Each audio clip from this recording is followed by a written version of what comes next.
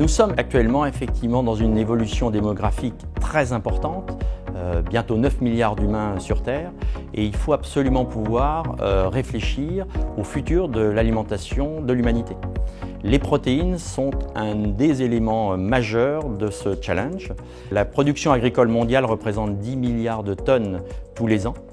74% de cette production agricole est donnée à des animaux pour qu'ils puissent transformer les protéines végétales en protéines animales. 18% seulement de cette production agricole finit dans nos assiettes directement et on a 8% qui est transformé en matériaux ou en énergie. Donc une des problématiques d'Improve,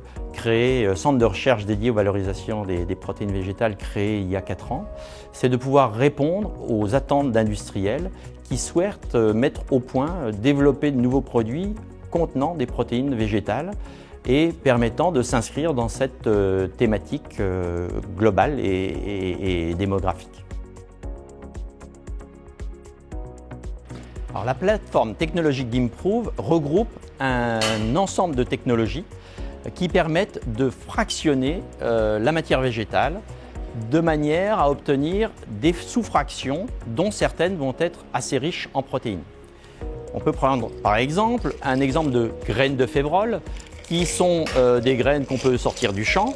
et un des objectifs d'Improve, ça va être de pouvoir broyer, décortiquer, fractionner cette matière de manière à obtenir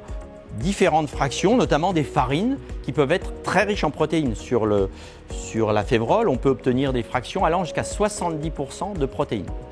Ces farines, on peut les consommer en l'état ou on peut aller encore plus loin en les mettant en solution dans de l'eau ou dans des solvants de manière à continuer le processus d'enrichissement et de purification des protéines, toujours avec objectif d'essayer de mieux répondre aux besoins du marché.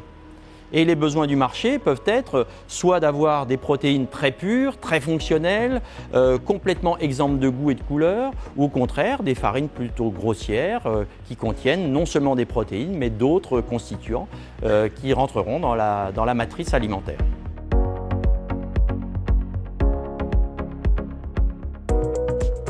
Dans ce laboratoire, nous avons différents réacteurs qui permettent de mettre en œuvre des enzymes qui vont nous permettre de simuler ce qui se passe pendant la digestion des protéines, mais aussi des enzymes qui vont nous permettre de réaliser des hydrolyses permettant de couper la chaîne protéique en acides aminés ou en petits peptides, dont certains auront une activité biologique, c'est-à-dire une activité impactant la santé des consommateurs.